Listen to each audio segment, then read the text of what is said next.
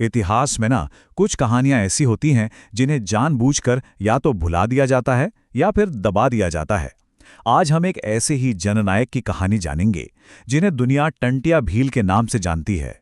अच्छा, इस कहानी की शुरुआत करते हैं एक ऐसी हेडलाइन से जिसने 7 समंदर पार बैठे ब्रिटिश साम्राज्य तक को हिला दिया था। तारीख थी 10 नवंबर 1889 और दुनिया के सबसे बड़े अखबारों में से एक द न्यूयॉर्क टाइम्स भारत के एक आदिवासी विद्रोही को एक नाम देता है, the robin hood of India. लेकिन जैसा कि होता है, हर कहानी के दो पहलू होते हैं। एक तरफ थी ब्रिटिश हुकूमत, जिसके लिए टंटिया एक खुखार डाकू था, एक कानून तोड़ने वाला अपराधी। और दूसरी तरफ थे वो लोग जिनके लिए वो लड़ रहा था, गरीब आदिवासी, जिनके लिए वो एक मसीहा था, एक रक्षक, और प्यार से बुलाया जाने वाला नाम मामा।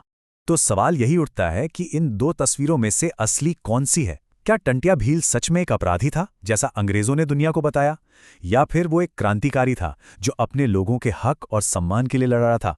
चलिए आज इस सच को परत दर परत खोलते हैं। देखिए, टंटिया की कहानी को समझने के लिए पहले हमें उनकी दुनिया को, उनके लोगों को समझना होगा। उस दुनिया को जहां भील समुदाय हजारों सालों से रहता आया था। भील, ये नाम ही अपने आप में एक कहानी है। ये द्रविड़ शब्द बिल्लू से आया है, जिसका मतलब है धनुष। धनुष और तीर ही उनकी असली पहचान थे, उनका हुनर, उनकी जिंदगी।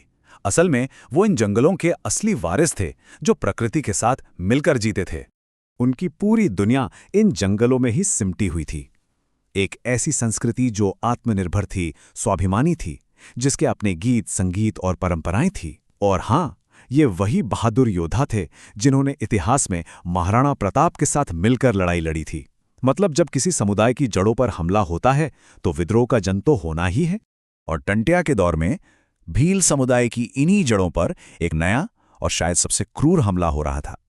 यह हमला किया था ब्रिटिश साम्राज्य ने, और ये कोई एक हमला नहीं था, ये एक तिहरा हमला था। अंग्रेजों का ये हमला तोप और बंदूकों से नहीं, बल्कि कलम और कानूनों से हुआ था। एक सोची समझी रणनीति जिसके 3 कदम थे। पहला, उनके जंगल छीन लो।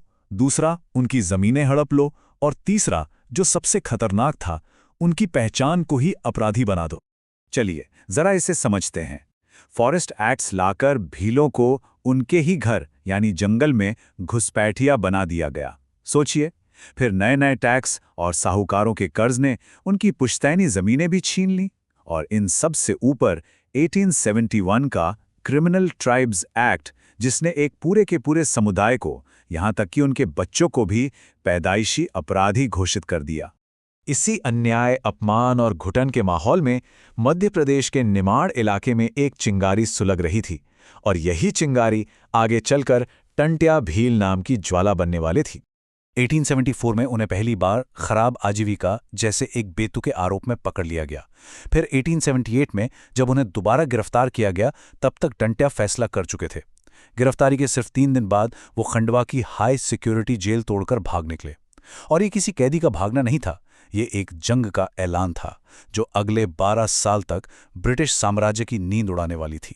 टंटिया ने अंग्रेजों से आमने सामने की लड़ाई नहीं की, उन्होंने अपनाया छापामार युद्ध यानी गुरिल्ला वॉरफेयर।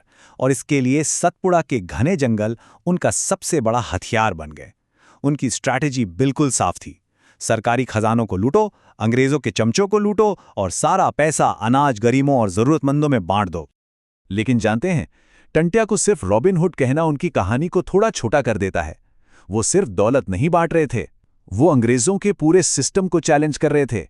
जिन इलाकों में अंग्रेजी कानून नहीं चलता था, वहां टंटिया मामा का इंसाफ चलता था। वो एक तरह से समानांतर जनता की सरकार चला रहे थे। और सबसे बड़ी बात यह थी कि उन्होंने लोगों के मन से अंग्रेजों का खौफ खत्म कर दिया था। वो लोगों के आपसी झगड़े सुलझाते, उन्हें साहूकारों से बचाते। इसीलिए तो लोगों ने उन्हें कोई राजा नहीं, बल्कि अपने परिवार का सदस्य माना और सम्मान से उन्हें मामा कहकर पुकारने लगे। एक ऐसा रक्षक जो हर मुश्किल में उनके साथ खड़ा था।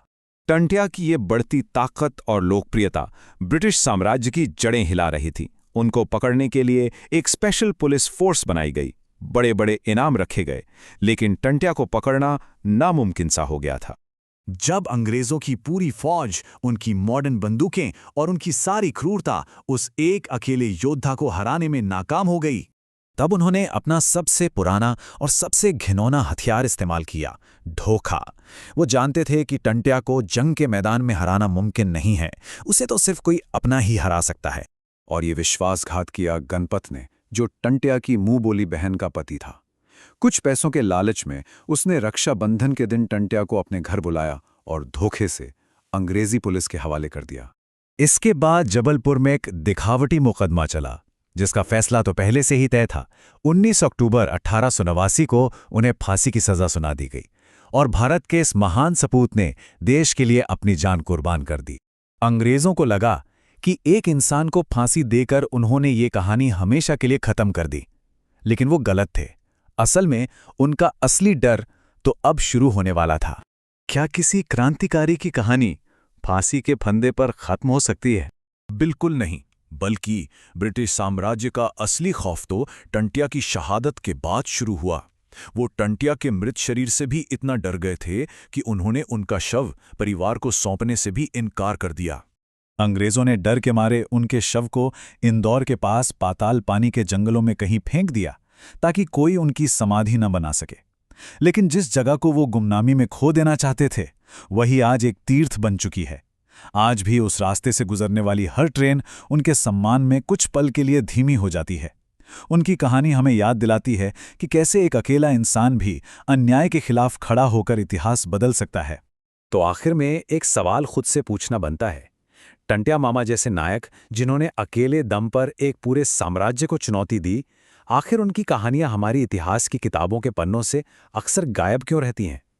ये एक ऐसा सवाल है जो हमें सोचने पर मजबूर करता है कि हम अपना इतिहास आखिर किसकी नज़र से पढ़ते और समझते हैं।